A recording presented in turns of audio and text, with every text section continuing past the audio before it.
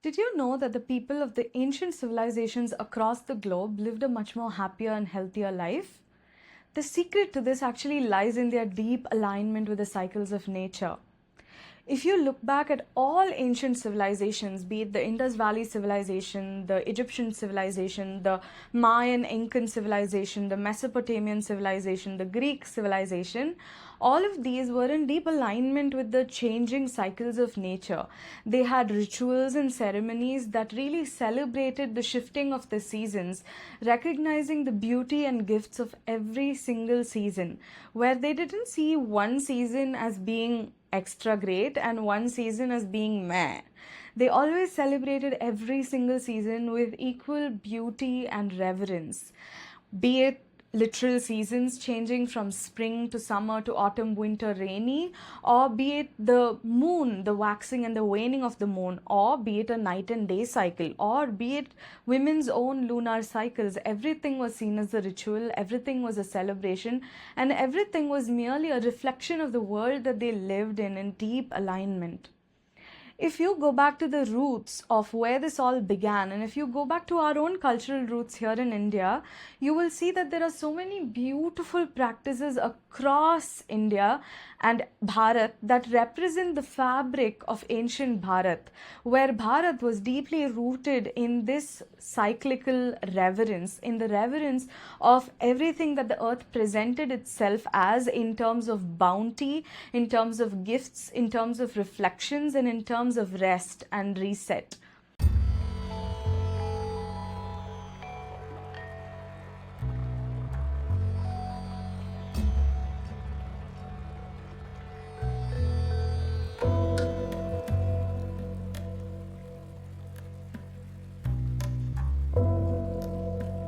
Hi, I am Anusha and welcome back to Mindfully Green.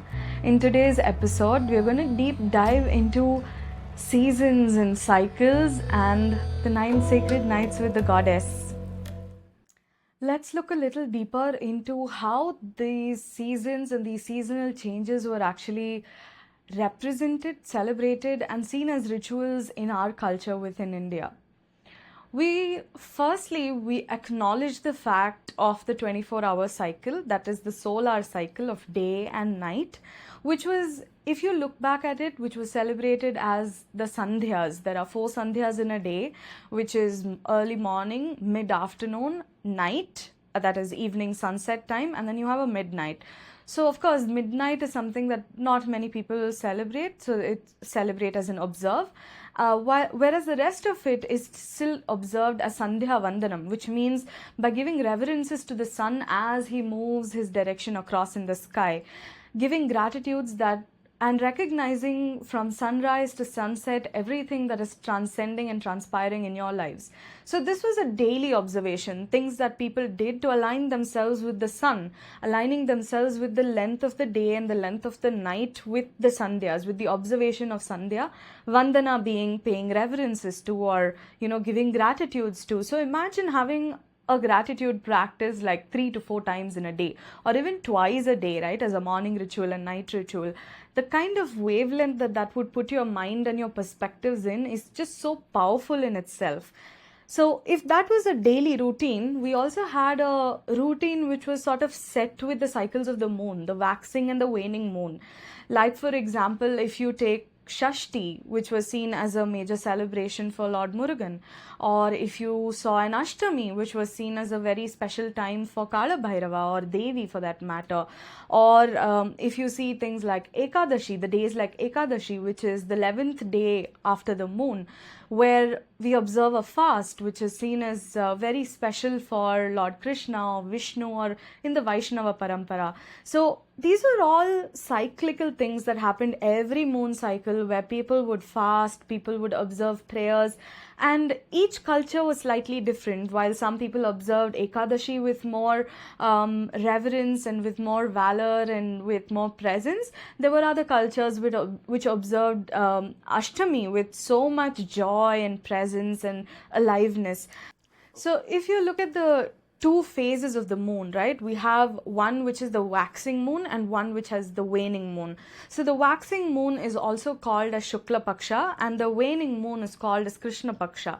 The waxing moon moves from new moon towards the full moon, that is Amavasya to Paurnami, whereas the waning moon moves from Paurnami to Amavasya, the full moon to the new moon. So that's why it's called Krishna Paksha, which means dark skinned, as Krishna, right? It's moving towards its darkness. So observing these cycles also gave them opportunities and reminders right outside in the sky. They didn't have to have reminders set on their phones to say that, oh, do reflective writing, do journaling, give gratitudes. They just had to look up at the sky and be like, okay, what day of the moon is it? Oh, it's a full moon, so I need to be more in reflection of what do I want to release with the moon right now. Oh, it's a full moon, so what do I want to bring into this new cycle of the moon? So it was a constant reminder, like nature is giving us these reminders in cycles, and she is helping us. So every time the moon is in a different sign, like moon in Leo, moon in Cancer, moon in Aries, moon in Pisces, it's also inspiring us to be like, okay, what is the flavor, the zodiac flavor that I'm bringing into this season? What do I need to shine into? So this was when people started aligning themselves with the moon, and this was also amazing to sort of bring into balance the Ida and the Pingala, the solar and the lunar channels within our own body, to be in balance with the masculine and the feminine. Similarly, with the seasons, the shift in seasons, be it the onset of summer, be it the onset of winter, there were so many beautiful festivities and festivals that are aligned. Like if you see Shankranti or Holi, or if you see the Navaratri seasons that are coming up right now, the beautiful Navaratri which is coming up right now is called the Chitra Navaratri or Chaitra Navaratri. It's also called as Vasanta Navaratri. So it's the season of spring and summer right now in India, and spring and summer means bounty. So it's a reminder, these 9 sacred nights, the Navadurga season, the Navaratri season, the 9 nights with the goddess, is a reminder for us to receive gifts from the goddess, receive gifts of bounty from Pachamama, Mother Gaia, Mother Earth, Bhuma Devi, for everything that we've sown. It's a great time to reflect of the year before and to set and sow new intentions for the year that's about to come. So in the Hindu calendar, this is also the birth of a new year. So Navaratri, the beginning of Navaratri, is also seen as the new year season for us here, according to the Hindu calendar. So it's a great time to really begin it with the feminine. So now let's look at what is this Navaratri that's coming up. We have a Navaratri coming up from 30th of March, 9 days from 30th of March. So from 30th, 31st, do we have a 31st in March? We do, okay. So we have the 30th, 31st, 1st, 2nd, 3rd, 4th, 5th, 6th, 7th. Up till the 7th of April, we have the Chaitra Navaratri, the Vasanta Navaratri, also called as Lalita Navaratri, named after the beautiful goddess of clay, beauty, joy, and just abundance, Lalita Mahatripura Sundari. So this Navaratri is all about the goddess of play. It's about coming into your era of thriving and play. Similarly, that is reflected in the season, right? Vasanta, season of Vasanta is a season of spring. There are so many poems written inspired by the season of spring and summer, when everything is blooming, everything is beautiful, there is so much heat that everything is just thriving and flourishing. So this is also a season when nature is reflecting that to you, and you are aligning with that and reflecting back to nature. So the Navadurga course, which is on the portal Anusha's Academy of Alchemy, is offering you a unique opportunity to connect with the divine feminine. I'm going to put the description down below in the description segment, the links to the course. And this is a completely new take at Navaratri season. Most often what happens is, it's 9 sacred nights of the goddess. There are Durga Puja, pandals put out there. Some people keep dolls. Most often the Vasanta Navaratri is most commonly not even celebrated at homes. So even when they are celebrated, they're just observed as, okay, 9 days. There are 9 different Navadurgas, starting from Shailaputri to Kalaratri to Siddhidatri. So we have the 9 different versions of the goddess and their archetypes, and that's it. And most of the stories today are so skewed with the patriarchal lens. So what we have done is we have deep dived into the history, into the books, into the scriptures to really figure out who these 9 archetypes are, from Siddhidatri to Mahagauri to Kalaratri to Katyayani. We've gone into the storylines of each of these goddesses, and not only the storyline of the goddesses, also how they're relevant to us today.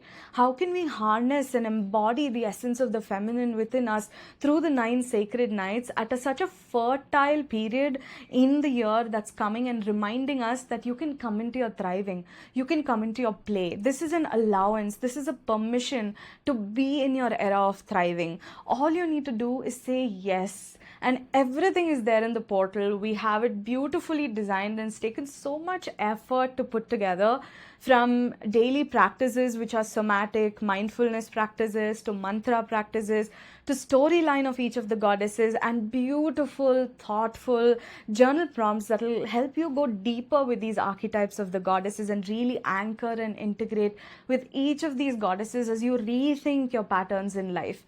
So this is a golden opportunity. I have searched far and wide for something like this, and I haven't found it, which is why I created it, because I knew that if I was craving for something deeper than what's available, I'm sure there are people out there who are craving for something equally deep.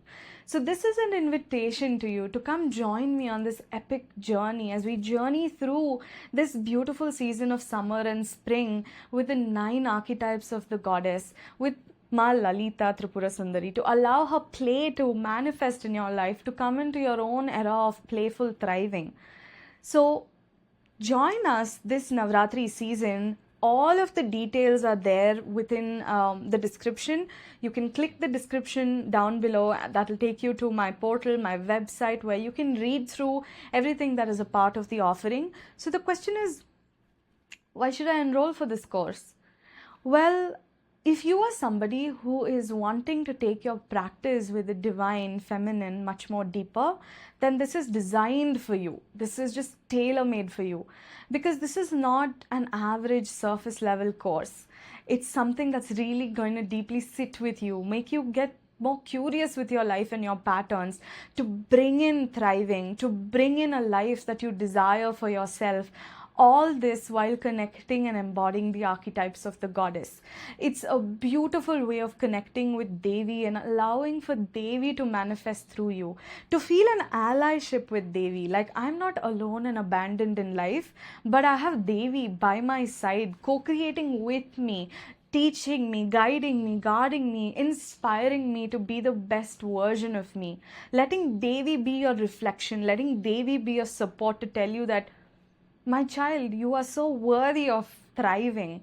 And to receive that allowance within yourself, both energetically, physically, emotionally, to have that space. Not to mention that those of you who join the Navadurga course, we will also have a WhatsApp community. So we also get to really exchange notes and be together as a community through this entire process of anchoring the divine feminine. So this is me inviting you. Join us this Navadurga season, this Navaratri season, this Vasanta Navaratri season, to allow for Lalita to manifest through us, to allow this play to manifest through us, to let Devi show us the way of love and beauty.